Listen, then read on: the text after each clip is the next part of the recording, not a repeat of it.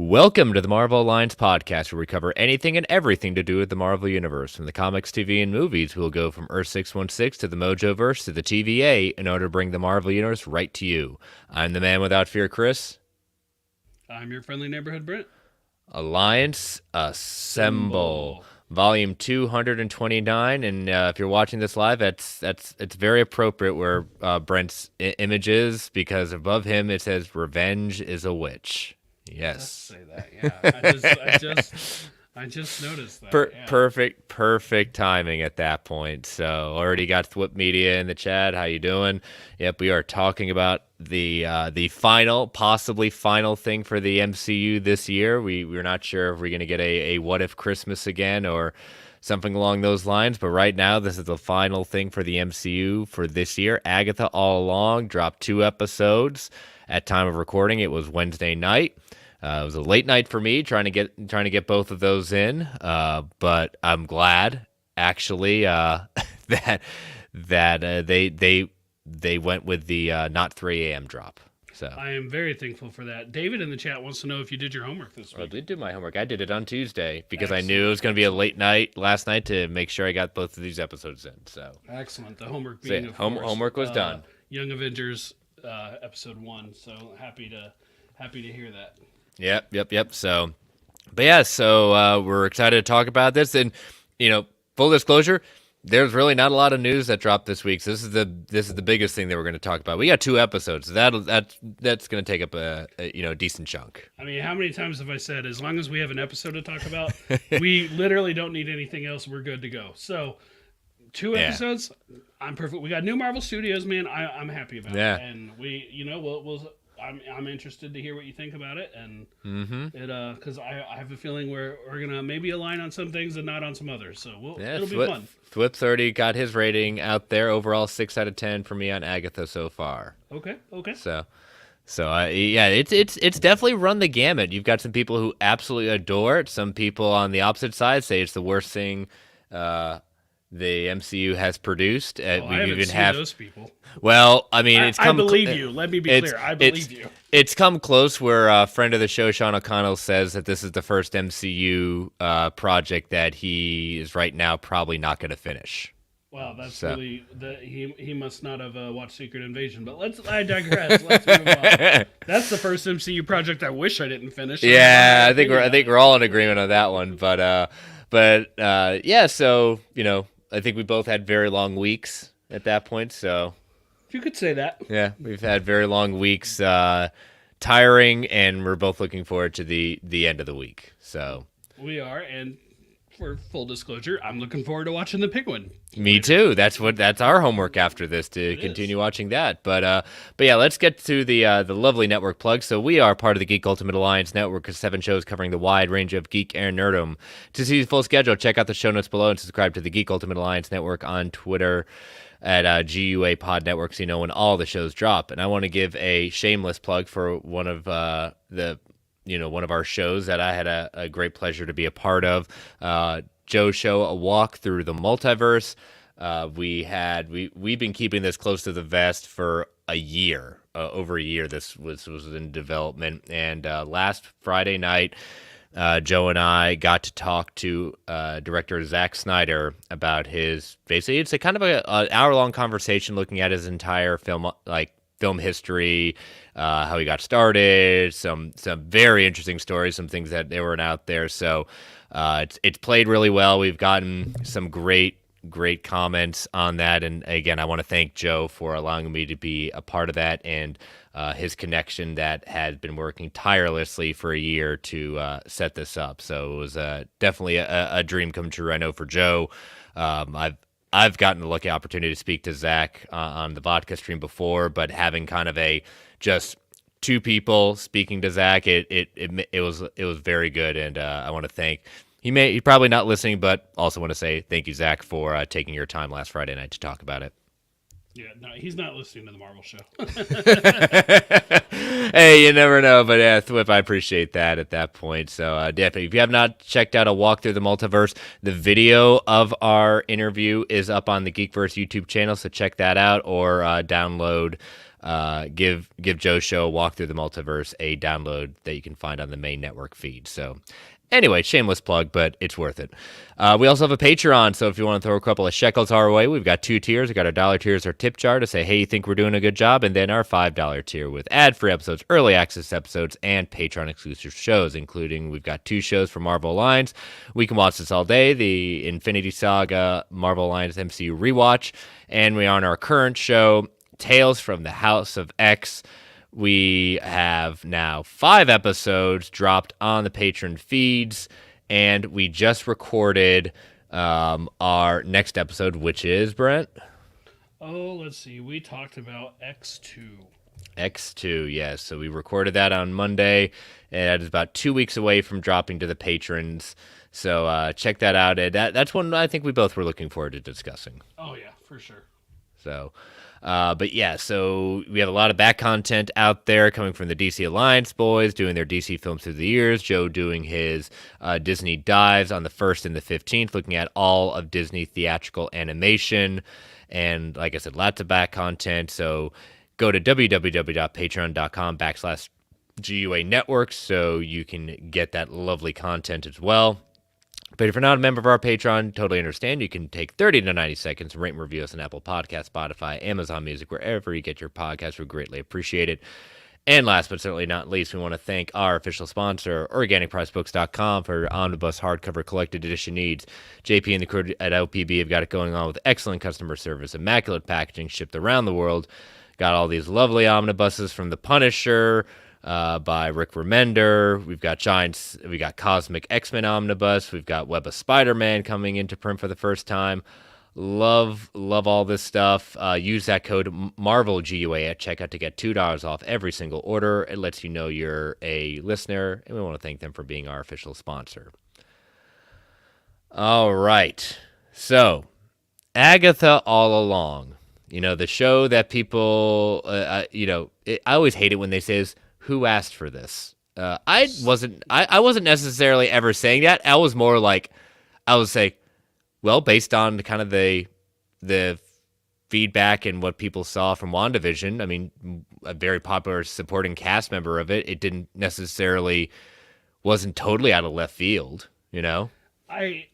No, it's not out of left field at all. The Who Asked For It crowd is nuts. WandaVision was a phenomenon at the time. It was hugely popular, and part of that was because of the drought between Far From Home coming out and WandaVision starting. But there was obviously a huge hunger for new Marvel content at the time. But it helps that the show was truly great. Catherine Hahn as Agatha was truly great in that show. But I do agree with like Snell and a few other people who have said, if this show was, being pitched today, it probably isn't greenlit. That's probably true, because we're talking about an obscure character. In fact, I think I heard them say that Agatha has never even had a solo comic book title. And so, to get a show before her own individual title, that's pretty, it's never happened before. Yeah, it's, again, it's not even the same kind of, until the recent iteration of Agatha, kind of slightly based on, what Catherine Hahn established in WandaVision, the look of her at least. It's a very different one from what the comics were. You're just taking winks and nods from it as well. And Julio's right in the chat. It was part of the quantity over quality under Bob Chapek. It was absolutely. Yeah. And so, anyways.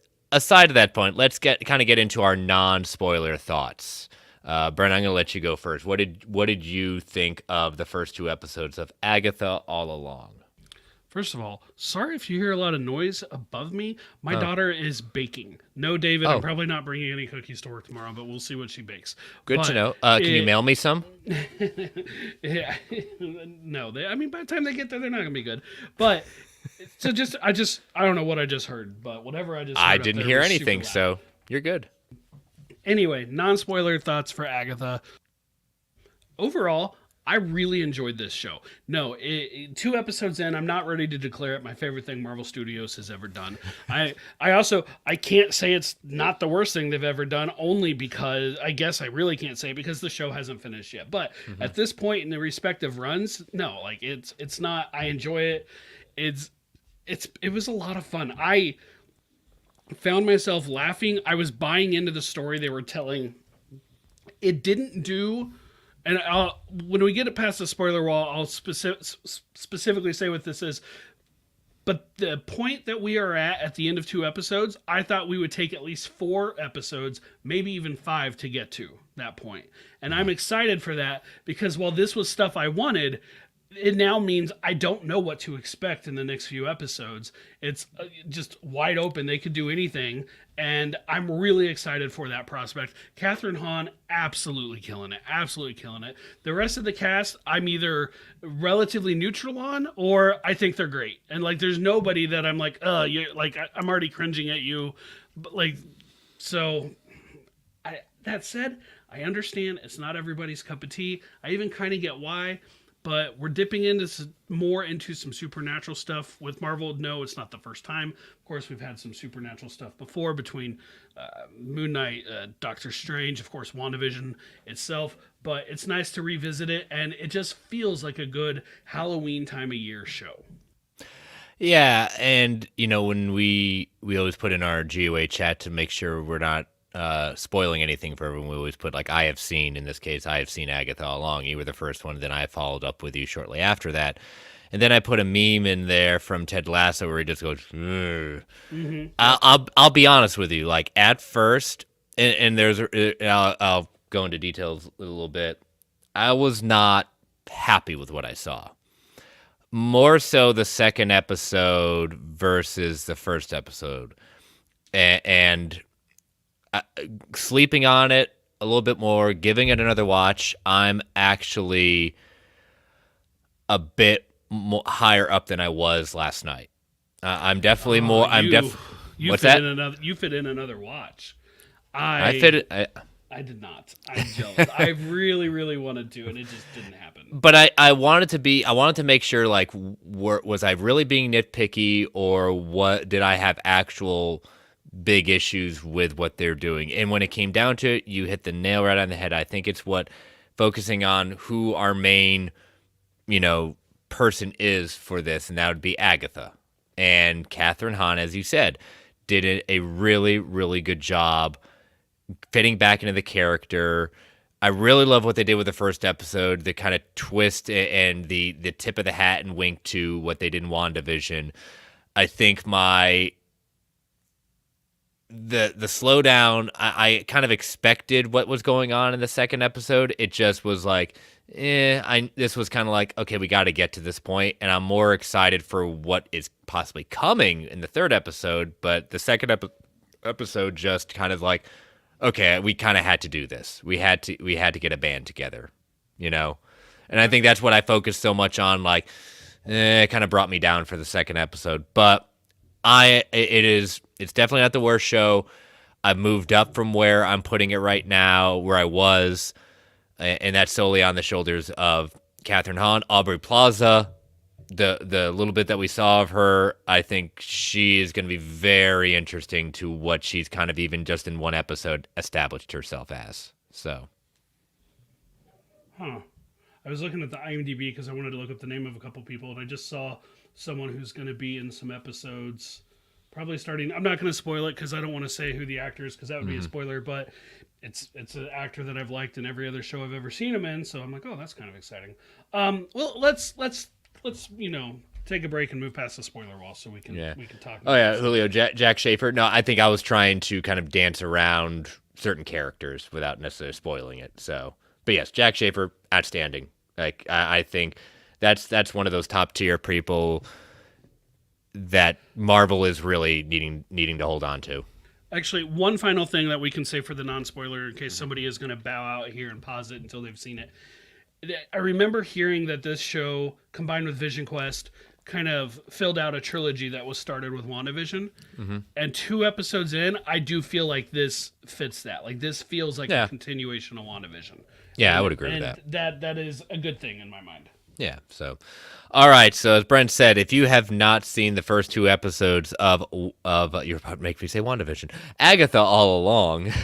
I started typing WandaVision into IMDb earlier today. Yeah, so if you have not seen the first 2 episodes of Agatha all along, stop here, come back to us. Otherwise, we're getting ready to go spoiler wall. So as you know, listeners, these ads help keep the lights on the Geek Ultimate Alliance Network. We don't get to choose what ads come on, and they can be a bit loud.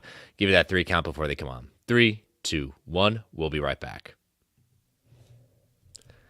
And we are back. All right, Brent. So episode 1, entitled Seekest Thou the Road. Now, basically what I'm gathering, because with the second episode, it's continuation of the lyrics from the Witch's, going the Witch's Road. So do you think we're gonna basically get the episode titles all related to the Ballad of the Witch's Road? I think so. I don't think it'd be like everything at that point, but I think that's where they're going. I mean, you have 2 episodes. If they somehow pivot, I mean, sure, but it seems like that's the way they're going. Because I was convinced all those other like fake titles they had, and like they said, oh, let's just do this. Like it's come out that basically they've known the show was Agatha all along for a long time, but they were having fun with all those fake titles so they could say that it's Agatha all along. I was convinced those titles were going to be titles of the episode. Yeah, I was too. And episode 1 hits, and I go, well, that's out. So, yep. Guess I missed that one. Exactly. So we'll start off with we've got a new Marvel television opening. We don't get the huge fanfare that we've gotten for a long time. Yeah, we saw that on what else did we see? That Echo, I think. No, Echo had the Spotlight one. Spotlight, yeah. Well, I swear we saw the Marvel television. Maybe we didn't. Maybe it's just that we saw the logos revealed for it. Yeah, I don't know. But, I mean, this one I liked how it was very simple, but it also kind of, the fanfare was very subtle. It was. You still heard it. They had that kind of television kind of look to it as well. So, it was a interesting kind of tease for what we're going to get with it. So we open with Agatha, or in this case, Agnes, as we'll later find out. She's in a car, and she's humming, and she's actually humming the Witch's Road theme as she's driving her car to a crime scene. Now she's Agnes Connor of Westview Crime Scene. So we're led to believe she is still under the spell that Wanda put her under, where she's kind of in this kind of trance, understanding about what she's doing. So, and we see Herb. Herb's back. He's playing a cop. Yep. And when we find out what's really going on, I'm glad I did a rewatch of it, because it made it interesting in some of the dialogue choices that was done, knowing what's really going on. Yeah, and I see that right there is exactly why I try to get 2 watches in. I didn't have time, and just even having Herb right out of the gate, I'm like, perfect. We knew they were bringing back some of the WandaVision characters, some of the Westview citizens. I love the way they did it. I love that they just included them, and we're in this very organically too. Super organic, absolutely. And we're in this Mayor of Easttown, which I've never actually seen that show, but that's what everybody compares it to, style TV. And I'm just like, okay, so we're going to do a little bit of what we did on WandaVision, and we're going to, pay a little respect to some other types of television stuff. All right, I dig it. I'll see what the story they're telling us. Yeah, especially this is almost pulled from the second episode of Mayor of Easttown. So she comes up and she tells Herb that she was forced to leave for punching a suspect, but put back on the case because she's the only one who can solve it. And the victim apparently was crushed by something very large. And we don't get to see the face of the victim, but the victim is very much dressed, and we're led to believe it's Wanda, but she's dressed in what she ended her time in the final episode of WandaVision in. And she's got the little dark fingers. Yeah, fingers at that point. Later, the chief of police says there is dark sediment in her fingertips that is only from Eastern Europe, which is where the Darkhold Castle is located in Multiverse of Madness. Yeah, and it's, as soon as he says crushed by something, I thought of Multiverse of Madness. Yeah. But like you pointed out, the clothes don't align with Multiverse of Madness. The fingers, it kind of works with both. And you're just like, well, obviously this isn't the real Wanda, but they're absolutely alluding to it. But this is a part of whatever world that Agatha has made, well, not made for herself, because really it's something that Wanda did to her, but whatever world that Agatha's mind is currently inhabiting. Yeah, all in the game says Mayor of Easttown parody is most likely because Evan Peters was a co-lead of the show. Yes, he was, and it went head to head with WandaVision at the Emmys. That'd be interesting if that's where it came from. Yep, at that point.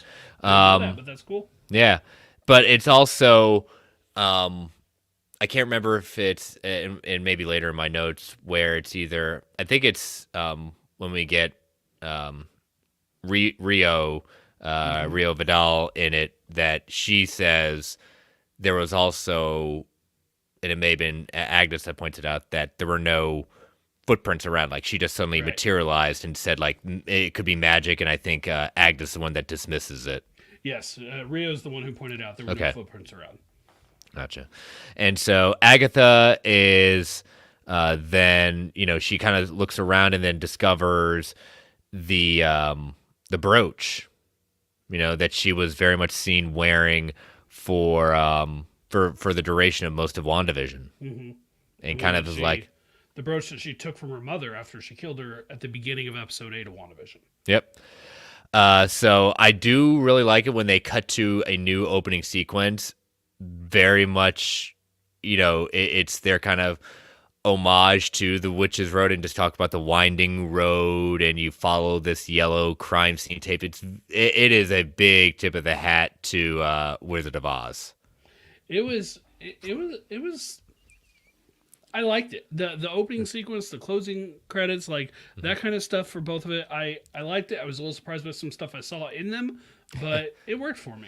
Especially that the actual character names instead of the actors are actually there. That was a nice touch. What did they say about WandaVision? It was like the Dutch version or something? The Dutch version of WandaVision, yeah, because that's what Mayor of Easttown is based off of. So, but then Agatha heads to the Westview Library to talk to Dottie to find a book checkout because the book checkout card that was found next to it to see who checked it out and where is it. And it was revealed that it was checked out 3 years ago, and it's called The Dialogue and Rhetoric Known History of Learning and Debate by Andrew Hugo. That was never returned, so it was stolen. And interesting enough, the library, that's where Vision versus Snow Vision happened. I was wondering if that was supposed to be, but I was struggling to get the right point of view on it. Yep. All in the Game said it was the Danish show. Thank you, All in Game. Thank you. So yeah, that is the same place that they fought and had the debate over sailboats, if I'm not mistaken. Mm-hmm. So, but interesting, like later in the episode, we see Wanda finding that each letter of the beginning letter of the word spell out Darkhold. Yes, she made it all the way to the H, and I'm like, I did not pick up on that at all until. Here's something else that wasn't put out there, but I saw going around. The anagram of the author, Andrew Hugo, for Wandagore, which is the mountain where Wanda died at. Oh, interesting. So, and obviously has ties to both characters in the comics. Ties to both characters there. So Agatha is directed by Dottie after she tried to, she didn't feel like Dottie was helping her enough, to go to the natural science section to find other copies of the book, but she comes to find out that that particular section is burned up, which is the result from what Wanda did at the end of Multiverse Madness, where she destroyed all known copies of the Darkhold across the multiverse. Yeah. And how about Dennis the mailman being creepy as all get out? I mean, I actually struggled at first to pick out who that was, but I'm like, I know him. Which one is he? And he was absolutely creepy during that. It made me wonder, like, what more is there going to be to this character? And then as the story progressed, I'm like, okay, I actually don't think anything. Yeah, no. But at the time, I was like, what is going on with this guy? Yeah. So back at the police station, we see another character from WandaVision get up, be the police chief. And he lets Agnes know that FBI is bringing in someone to help her out. And it's played by Aubrey Plaza, A.G. Vidal. Real name will be Rio Vidal. Interesting choice for the name. This is a completely new creation of a character not found in the comics. Rio Vidal, if you translate the word River of Life, will be probably, from what we're gathering, is the Green Witch. And she's introduced and is going to help her with the case. And we already said that, pointing out what's around her, no footprints. She goes and sees Norm after that because she's not really wanting to be around AG at that point at the shop to look at the brooch closer. So there are 3 women figures on it. And 3 is throughout this episode. And maybe throughout the part of the second episode, too. 3s are very big. You had 3 women in representing the maiden, the mother, and the crone, which is an archetype and a trinity of motherhood and womanhood at that point. So you got 3 there. You also see a lot of the episode. You have 3:33 shown very frequently on a lot of the clocks, like time is not moving. But then you double 333, and what do you get, Brent? Oh, 666. Mephisto confirmed. Right. Already. He dates the brooch back to New England in the 17th century, but she discovers something in the brooch. Opens up, and there's like a lock of hair inside there. So whose hair could it be? That's the question. I've seen a lot of theories from, could it be, Rio? Could it be a certain Mr. Scratchy? We don't know. That I was trying to wonder that. I was like, well, did she put the hair in late now? Has that hair been there since she stole the brooch? Yeah. Like, I don't know, but it'll be fun. It'll be fun to find out. Yeah, exactly. So, so she goes home and goes into the room that is her dead son's room. And I think she makes reference to that her son is dead, and that's where we see his name is Nicholas Scratch. Nicholas Scratch is in the comics. He is the son of Agatha Harkness, and also, another connection there as well. On the game saying, thought the Green Witch is Mrs. Hart, aka Miss Davis, Deborah Jo Rupp, who doesn't know yet. We'll hold that thought. We'll kind of point out. We'll kind of point out. I think Brent and I are kind of on the same page that that's a misdirect. We'll get to that in episode 2. So hold that thought on the game. We'll talk about that for sure. Yeah. So we don't know what happened to Nicholas Scratch, her son. But he is no longer among the living, and she kind of looks like she's left the room where it was. We don't know when he passed. We don't know also, is this real or not, But it is part of, he is part of Marvel canon at that point. So, but who comes to the door, Brent, all of a sudden? Let's see. This is when Rio comes to the door. Yes. She brings a pizza, and they kind of start chatting about stuff. It's weird, like, she brings the pizza, and that's all she wanted to talk about. And or I'm sorry, let me back up a little bit. Earlier in Agatha, or Agnes's, I should say, her office, she started talking about the case, and Rio's like, "Oh, you actually want to talk about that? Okay." So like right away, like Rio is seen like behind the scenes, like she knows that they're currently playing a part. Yeah. Later, she brings the pizza. Their established relationship, I'm hoping we get a flashback episode of that, especially when Rio kind of leans in and is like, "Why do you hate me?" Or "Do you know why you hate me?" And Agnes admits she doesn't know. She just feels it. She can't fight something in her to not hate her. Exactly. It's like there's this instinct to her that says, "You are here. You're a threat. Fight or flight." Then they hear someone upstairs and discover Joe Locks, and he is just known as Teen for right now. Brent and I have our theories. We're going to hold those off for those people that don't want to know what probably we're all assuming this person could be. Is snooping. Snoopers got to snoop, right? Snoopers gotta snoop. I did laugh when when they revealed Ralph Boner in that final episode of WandaVision, because I watched it the other night. I did get a chuckle out of that. So he's snooping around, jumps out the window, trying to escape, but then is hit by Mrs. Hart, and Agnes takes him in for questioning. Now when the teen is being questioned, he brings up the Witch's Road, and and Agnes shows him pictures of the crime scene. He's like, "What are you talking about? I don't see anybody there. They're just flowers." And all of a sudden, the pictures we see now change into flower beds. And then she looks at the one-way mirror, and it becomes a painting of actually three witches from the play Macbeth. And like it's almost like teen plays apart for a little bit, then starts picking away at the reality that Agnes has created, and things start falling apart very quickly. Right.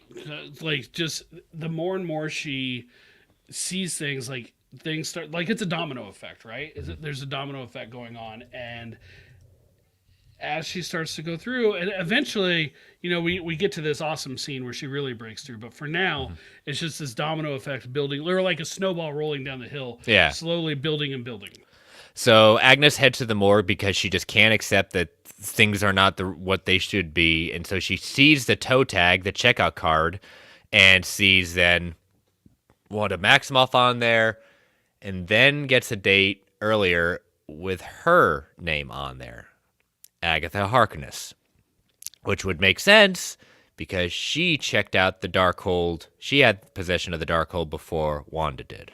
I kind of wonder if we'll find out any other names on that. I saw like somebody had filled in all the people who've had the Darkhold in various Marvel live action projects, but I wonder, like, true, for the show, if they're going to fill anyone else in. So Rio suddenly appears and tells her that, this witch that put out Wanda is gone, basically, and to tear off the spell. And she goes through all the different, like, personas that she had in WandaVision. And I will point out something that, Doctor Strange said in Infinity War when, he put his spell on the Time Stone, saying, "Good luck trying to break a dead man's spell." Right. It's not impossible. It just shows that it's not impossible to break a dead woman's spell, dead man's spell.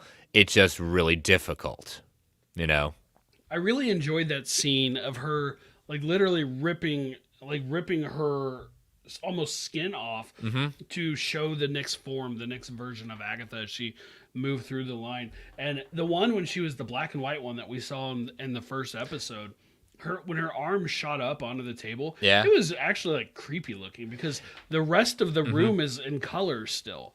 And but it was a really, really cool effect that they did, making her black and white and the rest of it in color. And I think that's where the show's going to be bordering along. They're not going to go and I'll even put Multiverse of Madness, Werewolf by Night were probably your really true first Marvel dipping their hands into the horror realm. I think they're going to be a little less, but they're going to go more for the kind of creepy versus, like, they may be a few maybe jump scares in this show, but I think it's going to go for more creepy than jump scares. You're muted. Which is personally fine for me if that's what they go with. Yeah. So she left that final form, and then she's freed from the spell. We flash into where, she's in Westview, and she's naked. And she's going out in the street, and it's almost like really, she's reborn. But also, if we're going down the witch's path at that point, during the Salem witch trials, it was said that the girls were seen dancing naked in the woods with the devil. In the pale moonlight? Yes, it's a thing I always ask of my prey, Yeah, that naked scene was pretty funny, actually. Like, her, like, freaking out that she didn't have clothes on. Oh, Agnes! Jones and Dottie seeing it and, like, trying to turn their daughter away, and Jones, like, taking an extra peek. Mm-hmm. So, so she goes back, like, she's how long I've been, she realized, Herb tells her, you've been here for 3 years. So she's been stuck in this kind of, in Westview, in this spell for 3 years. Now, I know they've updated the timeline on Disney Plus. I don't know, is this just basically the next show that fits in there, or do they fit it in between things? For the 3 years? No, I mean, WandaVision took place weeks after Endgame ended, So, and like Falcon and Winter Soldier was later than that. So, like this would take place after several other Disney Plus shows, and Yeah. obviously in the real world, it's taking place like a little over three, Mm-hmm. 3.5. So yeah, I didn't get a chance to look at it, but I just knew that they've now put it into the Disney Plus timeline. So she heads back into the house, and she puts on. I love it that she puts on the purple and green robe. Agatha, Rio tied together. She discovers someone in her closet. Who's in the closet? Teen. Yes, The teen, because they haven't the told us teen. his name yet. I mean, Yep. we know who he is, but right now he's Teen, which is kind of a dumb name. Or so Toto. I keep calling him, but her pet. Your pet. Yep, Toto. And then all of a sudden, the door blows off, and there's Rio Vidal kicking it in and going toe to toe to, take down Agatha. And there is definitely, I'm just gonna say it right now, they had a thing, and They had to have. because when she says like, my heart beats, my heart is black, and she says you have no, I do, it's black and it beats for you, but she wants to kill her. And Agatha convinces her to say, why are you going to try to kill me when I'm not even at my full strength? Wouldn't you like to take me down when I'm at my full strength? And she's just like, yeah, sure. But by the way, the Salem 7 are coming for you, so, good luck with that. Salem 7. I'm kind of wondering if we're going to see a little bit more of them. We didn't get Well, a ton. We didn't get a ton, but as we head into the second episode, we also see them in their animal forms because we see animals watching them. We started off with a crow. We've got other That's a good creatures point. We did watching see around. that. Yeah. Now, the Salem 7 are Agatha's grandchildren in the comics. I didn't know that. Yeah, so they're her grandchildren by Nicholas Scratch. So very strange characters, but yeah, that's comics canon at that point. And before she leaves, when she gets stabbed with or cut with Rio's knife, she licks her hand and then she's healed, and that's kind of where the episode kind of leaves off, So, so yeah, like I said, I was like, okay, I'm kind of into this, and I liked how what I did appreciate about this first episode was we got her out of it quick. We're quick. Yeah. Some people saying, "Oh, it was a little too quick." I said, "Yeah, but you would have run the risk of saying, oh, they're just trying to do WandaVision again." And that's exactly what yeah. I thought they were going to do. I thought we were in for several episodes, potentially, at least at a minimum, one more episode of another TV drama, some type of TV drama of her being a part of. And that's what started when I did my second rewatch of this. And see, I'm the opposite. I usually rarely get a chance to rewatch it, and you're the one who does get to rewatch. So this is interesting. But I think that's what started me thinking when we get to the end of the second episode. Is, okay, they've already sped things up. They've got to this point. Now we're already going to be on the Witch's Road at the end of the second episode. It's like, okay, some of my things I thought were going to take longer are now sped up. And now I'm wondering where are we going now? Like, how far are they going to spend on the Witch's Road? Are we going to spend the rest of the time on the Witch's Road, or are we going to get out of it and go back to the real world? Right. So something I said. But all right, so we're going to take our next ad break before we get into episode 2. So listeners, these ads help keep the lights on in the Geek Ultimate Alliance Network. We don't get to choose what ads come on, and they could be a bit loud, so give that 3 count before they come on. 3, 2, 1. We'll be right back. And we are back. So the episode 2, Circle Sown and Fate Unlock Thy Hidden Gate. So another, as we said, lyrics from The Witch's Road. So where do we pick up with this? So at this point, Teen is still there. She starts talking to him. Like he is able to like kind of get the duct tape off of his mouth and screams, "Take me down the Witch's Road." That gets her attention. They start talking. She really does kind of treat him like a pet, but I enjoyed the dynamic. I enjoyed the chemistry that these two had. It was really fun, and I almost want to call it hero worship that the teen was showing. I would call it that. It certainly seemed that way. He said at one point he knows like an embarrassing amount about her, an egregious amount about her, something along those lines. He also says he was one that helped break her out of the spell. Which he kind of did.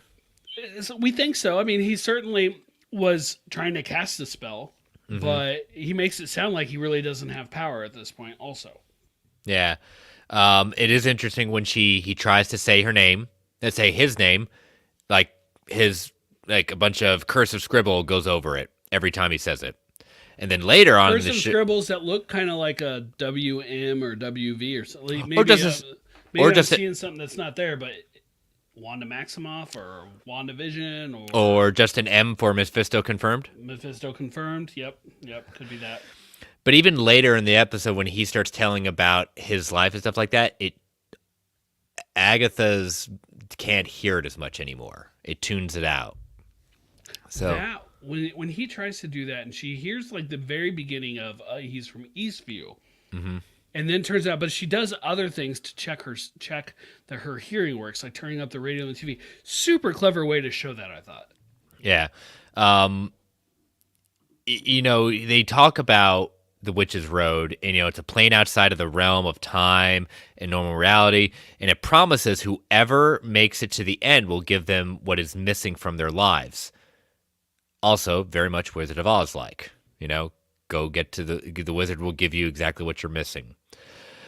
So, like you said, Agatha allows him to tag along, and she needs to assemble a coven. So they both wander as they walk around. They wander by a plot of land that was where Wanda was going to build the house. And it has been built. In fact, it's been vandalized slightly because there's evil witch and graffiti and the Scarlet Witch's symbol with an X through it. Even Herb says they tried to not to mention Wanda by name. That came up a couple times, it seemed. Like Herb mentioned that, and Mrs. Hart towards the end of the episode, or not towards the end of the episode, but like when she's recruited into the coven, says, like she kind of whispers Wanda and puts her hands over her. It was very, very, he who shall not be named Harry Potter-ish. Yeah, very much. So they hop into the teen's car, go to Madame Calder's psychic reading, which this is where we are introduced to Patti LuPone's character, Lilia Caldero, who in the comics used to play an older witch for people to respect her power of seeing into the future, but really is actually a very beautiful woman at that point. So she tries to read their future and calls out basically what Wanda did to Agatha, like saying, you kind of had something happen to you and someone kind of in control of what you were doing. That her character I thought was fun. Like she made me laugh. Like the whole fortune teller reading thing that they did, I thought was funny. The way that Agatha's just like, oh brother, like clearly this isn't one of the real ones. And let's go back just a second. She said something about like with any 3 miles you will be able to find a coven or whatever. Little convenient. All right, let's call that out. Little convenient. Three again. How 3? You're right about the 3, but how easy it was to find several other ways. It's just a little convenient. I just had to call it out. But it's called Because Protagonist. Yes, but it's because the plot demanded it. But yes. I still enjoyed this fortune teller scene, and including like when she flipped it on her. It's like, no, I know exactly who you are, who walked into my store. Yeah, Patti LuPone, very famous on Broadway. For certain people, for the younger audience, like, who is that? She's got a lot of credit at that point. I think the scenes she had in there, if she continues down with it, she may be kind of the new Agatha in the sense of who may be next to probably Aubrey Plaza will probably steal the show. Yeah. I wouldn't be surprised. So she does decline. She doesn't want to join her coven and looks to be kind of suffering from something. Like she'll kind of get like this massive, like looks like she suffers from an instant like hit of a migraine or something. Yep. And she does give her a list of people who will join her coven. And unfortunately, Lilia's name's on it. So she's kind of forced to say, fine. She's like, no, like teen, and Agatha said, we're going to be there at this location. You need to be there. And you got a quick look at the names. So the next person on the list is a woman named Jennifer Kale, who owns her own wellness brand and storefront. Now, in the comics, she would form a very special connection with a very interesting creature called Man-Thing and actually join the Midnight Suns for a time. Interesting. Did not know that. Her character was a little less interesting to me just because I found it felt very similar to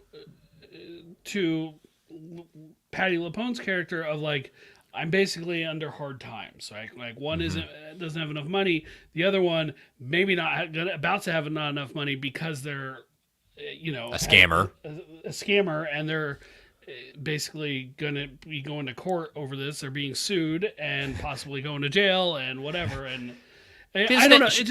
It felt similar. Like it felt similar to me. And I'll be curious to see what she does with her potion abilities. The actual it almost felt like they were just doing the same thing.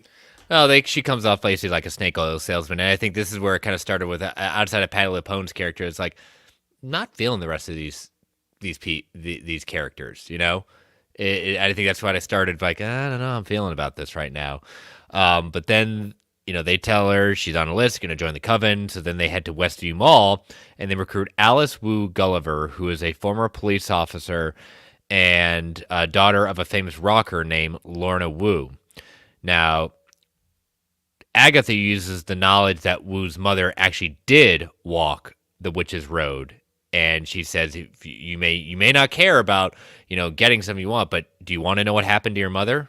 Whether she survived or not? What happened to mommy? Yes. Now that I thought was interesting. The daughter of another witch. Mm-hmm. And I forgot what they actually called him, but the daughter of a witch and the backstory of her mom going down the road before. Mm-hmm. That's a character I'm really intrigued by.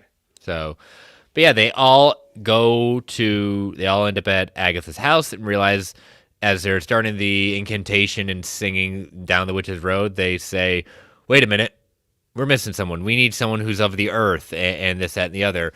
Now, at one point, when even Teen noticed, like, there's someone with a black heart on it, and she takes it and eats it and just won't, like, give it up. But when she goes out and sees, Mrs. Hart, who's really Sharon Davis, reminds her that Mr. Davis died. And, not to talk about Wanda, she said, hey, why don't you come over for a party, this, that, and the other. She's a gardener, but that's not who is the Black Heart, because if you remember, this is where I get back to what you were saying all in the game. The missing person, the Black Heart, that's what Rio said. She has a black heart, and it beats for Agatha. And we've seen the trailers for who Rio is, and she's very much decked in green. That's why I'm saying, like, she's the true person of the coven. Now, it doesn't mean that Mrs. Davis can't kind of become a witch down this path. Maybe that's what she's missing and becomes kind of a witch within her own right. But I'm not sold on... this was basically... It was one of the reasons why probably the spell didn't work the first time, because she's not a witch. That was my assumption, is it didn't quite work at first because of her, but I'm glad that she's not a witch yet. I'll be honest, I was going to be disappointed if they revealed she was like a witch the whole time, because then I was going to question, how is it that she was under Wanda's spell in the last one? Like, how? Yeah. Like, is she just not a very strong witch? Whatever. But they didn't do that. They didn't go that route with it. They kept her who she was, just, this bubbly character. And that's... Sorry, all in the game. Didn't mean to spoil that for you. That's what was going to be funny there. This is as good a time as any to bring up something.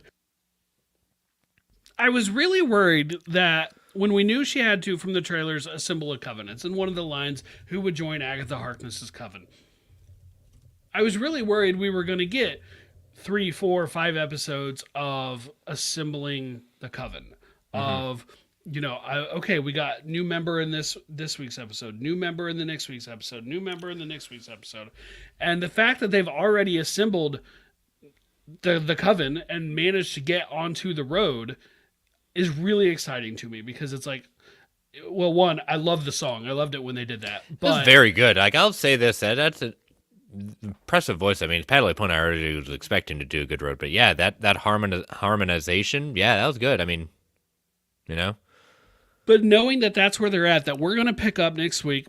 I mean, I guess I don't know. Maybe it'll be a flashback, but presumably we're going to pick up and they're on the road right there, ready to go. That I'm excited to see. And here's the thing. Agatha, I don't think really wanted to go down Witch's Road. She wanted to try to siphon their powers because she wanted their powers. Yeah, and they realize it, and that's when you see Alice and Lilia glow their fists with rage at that point. Agatha calls Alice a failure, Jennifer a fraud, and Lilia a coward.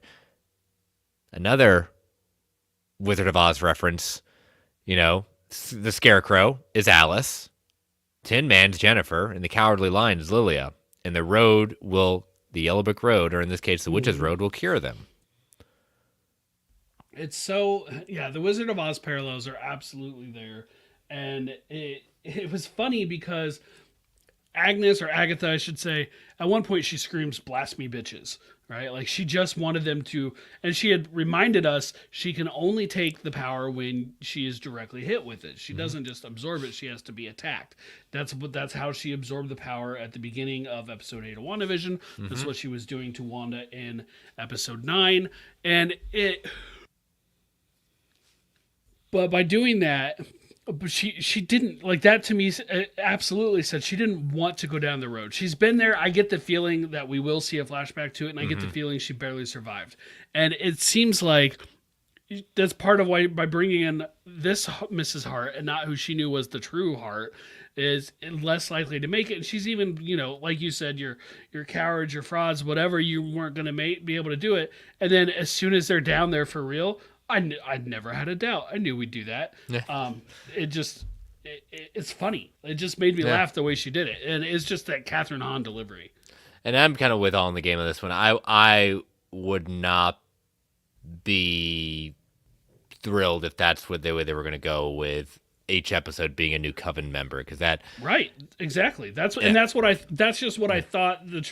Don't get me wrong, I thought the trailers looked really good, but that is kind of what I thought we were going. Like if we were fact or fictioning it, I would have said fact on that. Yeah. So then all of a sudden things start going on weird outside because Teen is upstairs, and then we start seeing these hooded figures come, and there we get introduced to the Salem 7 and going all basically the girl from The Ring, and they all look at all creepy, crab walking, exorcist, kind of scaring I mean, this again, it gets creepy, not necessarily jump scares, but it's definitely trying to go for the scare. And so the Salem 7 get into the house, Teen gets down there. The spell doesn't work at first, but when it finally all of a sudden works, as the Salem 7 get closer, it's like a pentagram all of a sudden shows up underneath it, and they all basically escape down into the Witch's Road. But as they're on it, they all take off their shoes from it. I know I saw some questions over on the socials saying, why are they doing that? And I think my thing is, I think they're taking them off to connect to the very power of the earth, like the book page at the very start of the credits instructs the witches to do. Did you notice during this, all the witches characters just very gracefully took their shoes off, and Mrs. Hart was jumping trying to get her shoes off? That's why she ain't a witch yet. Not yet. Do you think she will be by the end? I would say, if we're doing fact or fiction on it, I would say fact on it. Just it seems to be because she's needing. If she goes down the witch's path, witch's road, she's missing purpose in life. Her husband is gone. I'm not saying her husband gave her purpose, but you kind of got the sense of when she said, "Oh, a party. I would love to be a part of something." Like she doesn't feel connected to anything anymore. I feel like she will demonstrate some power for sure. Yeah. At some point, it's going to happen. So, but yeah, as I said, I have come up on the show from when I initially watched it, so thank goodness, because I think I would have given a very different review if I only watched it once. But like I said, I think second episode was a little bit of a downturn for me, but how it got so quickly to the Witch's Road, I'm curious to see how much, it's going to be a balance, because again, how many episodes do we have? 10? 8? I think it's 9. Okay, 9. So, because we got 2 episodes for the finale on the 30th. Yes. It'll be interesting to see, how, as I said, are we going to spend the rest of the time going down the witch's road, or are we going to get it maybe halfway through the season, and then we're coming back to the reality of, the Marvel Universe? Right. So, Absolutely. But all right, well, we are, again, a new episode next week at that point, and we will see what's happening down the witch's road. So we're going to take our next ad break before we get into the final part of the show. So as you know, listeners, these ads help keep the lights on the Geek Ultimate Alliance Network. We don't get to choose what ads come on. They can be a bit loud. Give it that 3 count before they come on. 3, 2, 1. We'll be right back. And we are back. All right, Brent. So did we have any listener questions this week? No, I didn't see any come in this week. I apologize if I missed them. I went and checked a couple times. Didn't see anything this week, so I say let's go ahead and move on to Two-Factor Fiction. All right, so let me pull up the ones from last week from David. He said, Sony will spoil another major cameo because before Venom The Last Dance releases, and I added this part because it's Sony. 75% said fact, 25% said fiction. Number 2, Venom. What's that? Yeah. Yeah. Because it's Sony. Because it's Sony. But that said, Marvel would do it too lately. The last couple of years, Marvel would do it too. That's but I like kicking Sony more. Venom The Last Dance will include a scene that ties the other Sony Marvel properties into it. Again, 75% said fact, 25% said fiction. And finally, we will get a Blade update before we get an Armor Wars update. Which one is truly a fake movie? 63% said fact, 37% said fiction. Yeah, I'm more these days. I think Mr. Snell is going to be proven right. Every day that passes is one day he gets closer to it. He's gonna probably want to jump on the show the minute that news officially breaks. He's welcome anytime. Absolutely. So, all right. So it is my turn this week for Fact or Fiction. So let me pull them up. All right. So let's see. We will not see Shuri as Black Panther again until Avengers Doomsday. Fact. Mainly because I don't know when they'd have time to make another Black Panther movie at this point. Well, either that or would we even see her in another one? In another project. I mean, we still have Eyes of Wakanda out there. Well, that's a fair point, but Eyes of Wakanda is the animated one, right? Yes. I mean, she may show up in that, I guess. Yeah. But I was under the impression that was more in the past than present day. Fair point. So if I'm right, then she probably won't. So I'm going to say fact to it. I don't think we'll see her until Avengers. Yeah, I'm with you on that one. She'll be making her return. All right. Number 2, Doctor Strange 3 will be the film that leads directly into Avengers Doomsday. Huh, that's interesting. It has not been officially announced. No, we know it's being worked on, but you know what? I like it. I'll say fact. I like it. Yeah, just because we know where we're heading to with Doomsday, at least what rumors are believed, I'm a fact as well. And the second one mentioned incursions, and it fits. It tracks. Mm-hmm. All right, last one. We will see a live action adaptation of at least one of the variants / characters from What If in Avengers: Secret Wars. So again, we will see a live action adaptation of one of the characters from What If in Avengers: Secret Wars. Fact, and I think it's most likely to be Captain Carter. And yes, I know we saw her before, but it's not the same Captain Carter. The Captain Carter who died in Multiverse of Madness is not the Captain Carter from What If. So I think she is the most likely to be seen because she's kind of the main character. That said, oh my gosh, is it Kaori? Yeah. I could see them bringing her in as well. Mm-hmm. And I would add to that. I kind of hope they do. But I think Captain Carter is going to be first. What about the Freak? Nope, I would fiction that one. I would fiction the Freak. I mean, sure, do it. It'll be fun, but I would fiction it. Who's that one-eyed, one-horned flying purple people eater there going on? Yeah, exactly. So, all right. So I will post those on Sunday afternoon. So let your voices be heard with that. And all right, yes, as David called me out, I failed at homework last week. And so, yes, we are now back to Comic Book Corner, the triumphant return of Comic Book Club. Excuse me, Comic Book Club. I was about to say Corner, but no, Comic Book Club. We are doing Young Avengers, the first 12 issues of this series. I do remember picking this up. This was coming at when I was getting back into collecting comics in college. So I think I did have this. I did have this series in single issues, but those have now been sold. But I absolutely love Jim Chung's art. Oh my gosh!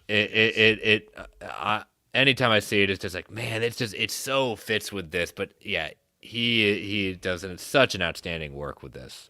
His art's incredible. Yes, I completely agree. I don't think I've ever seen his art and thought, wow, I don't like it here. It's not working for me here. Mm-hmm. And that continues here. And when this book came out, I was really excited for it because I just have a thing about sidekicks. I like sidekicks. I almost always like the sidekick more than the original, like the main character. What if the sidekick's a clone? Do you really like it? I mean, I love clones. Clones are the best. But and Marvel doesn't do sidekicks, right? They really don't have them. And yes, I know they have Spider-Boy right now, but like it's not the same. Like really, for the outside of Bucky, for the most part, Marvel doesn't really do the sidekick thing. And so having this Young Avengers book was a really exciting prospect for me at the time. And it, spoilers, it lived up to the hype for me. Yeah, especially the kind of where we're at this. So this is post Avengers Disassembled. So the Avengers are no more. Right, and we open up with Jameson basically saying, who are the Young Avengers? And he's trying to get them. Get me the Young Avengers! He's talking to Jessica Jones, talking to one of the other reporters. And I love how Jones is like, I'm not as connected as he thinks I am, so I can't just get them on the phone. And Iron Man and Captain America show up asking for her by name. Yeah. It's just like, well, yeah, who are you shacking up with? Yeah, can't you use him? Mm-hmm. Get your superhero boyfriend? Yeah. Yeah. But she's basically like, I don't know these kids, and they're Iron Man and Cap is basically like, we're putting a stop to this. We're not putting these kids in harm's way, and they're not using our names to look like we're putting them in harm's way. Right, and I guess we should say who we have on the team. We have Hulkling, young Hulk, basically. The Patriot, who's like your Captain America. We have, what do they call him? Because his name changes later. Oh my gosh. Wiccan. Yeah, Wiccan. Doesn't his name change later? Might have. No, do they call him Wiccan this early? I'm now brain farting. I didn't think they did. But regardless, the public thinks of him as Thor Jr. Yeah, Thor Jr., yeah. And then there's Iron Lad, who has some really cool looking Iron Man armor. Yeah, I mean, they do a really good job of saying, okay, yeah, they are. Kate Bishop. How could I forget? Her, I believe, first appearance is in this issue. I believe so as well. Especially, you got to love the choice of colors already. Mm-hmm. Going with the purple, absolutely. Yeah, especially as they bust through as this hostage situation is going on at this wedding. Again, the costume choices, yeah, this makes sense. They are the Young Avengers. Asgardian is what they called him. Okay, Asgardian. I knew he switches his name to Wiccan. I was confusing him. Mm-hmm. And so we get introduced to Kate Bishop. She tries to handle herself as she's taken hostage, and goes toe to toe with them. Yeah, and we'd eventually find out that like she's had training, like she's not truly just this random civilian, but she's had training, and that gives us our Hawkeye character. Yeah, and all these people are crowding around the Young Avengers, saying, "Who are you? What are you doing?" And the idea of like they suddenly take off, but it's just like Jessica Jones knows exactly where they're going to go. Yep, back to Avengers Mansion. The now destroyed Avengers Mansion. Yeah, destroyed by Scarlet Witch. Yes. Well, Scarlet Witch's hex power is influencing others. Sure. So that is more accurate. Yeah. So Iron Lad goes into the destroyed mansion, and then all of a sudden he gets startled by who else but Captain America, Iron Man, and Jessica Jones. Mm-hmm. And they're questioning him, saying, this is interesting. Who are you? What are you doing? Your tech is basically much more advanced than anything we'd ever seen. This isn't necessary Stark tech. And then we get the revelation on the last page. And man, was this a revelation. Who is Iron Lad? Well, he says, I'm from the 30th century. They call me King. And Yes. part of what's so shocking is not just the revelation that Iron Lad is king, but they revealed it in the first issue. Mm-hmm. So what is the rest of the story going to be when they already give that out? And why is King here? Is he the sleeper agent? Like what's his game this time? We'll find out. We'll get there. We will get there at that point. But yeah, so I'm excited to revisit this. Yes. I've revisited this a number of times. I know we're both a big fan of the sequel series. Maybe one day we'll read that. The Children's Crusade. Yep, Children's Crusade. Mm-hmm. So, but yeah, so great start. Looking forward to going down this path. So yeah, so we got 11 more weeks of the Young Avengers, and maybe one day we'll get this in a proper MCU adaptation. I hope for something. It doesn't even have to be this exact roster. Yeah. But some sort of Young Avengers champion, something. The pieces are coming together for it. Yeah, but yeah, we'll see. So, all right, well, welcome to the next couple of weeks with Agatha all along. I'm very curious to see. I like the 2-episode drop, but let's just say I don't want to stay up that late again for a little bit.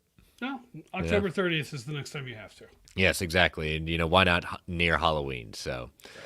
But all right, Brent, thank you all for joining us tonight. And Brent, tell people they can follow you. Brent Tech Prime on the socials. So, reach out. Feel free. Yep. He's always creeping around somewhere, right? That is one way to put it. Yeah, you can follow me on Twitter at Chris Balga. You can follow my other show, World's Finest True Believers, at Finest Believers. You can follow this podcast at Marvel A Podcast. You can email the show at marvelalliancepodcast@gmail.com. You can follow the Geek Ultimate Alliance Network on Twitter at GUA Pod Network. Feel free to tweet, email if you want to provide feedback. All our DMs are open at that point as well. Continue to rate and review the Marvel Alliance solo feed and the GUA Network feed on any of your podcatchers of choice. Thank you all for joining us live in the chat. Thank you all for listening. Stay safe out there, everyone. And as Stan the Man would say, Excelsior, true believers. All right, Brent, post-credits discussion tonight. Daniel RPK put out this rumor, and it's one we've kind of wanted to bat around, but it begs some question. Like, he's saying that Sony and Marvel Studios are reportedly working on a new deal that will allow Spider-Man to appear in other MCU projects, because as we understand the rumored deal right now, there was one more team up and one more solo. One more team up. One more team up, okay. One more team up was the deal right now. Okay. They basically owed one more. But let's just take what Daniel RPK is saying here as, let's take it as gospel that is true. That could be out the window, and they could say, okay, set that deal aside, new deal. Here's what we want for Spider-Man, and we want him in this project. We assume the 2 Avengers movies, and maybe we want to put him elsewhere. We haven't seen him in a non-Avengers or Spider-Man project since Civil War. I would very much enjoy seeing him pop up somewhere else. What kind of projects, other than the Avengers, would you like to see him in? This is a tough one because, as we say many times, like the 2 most provenly bankable characters for both companies, DC and Marvel. Marvel, it's Spider-Man. For DC, it's Batman.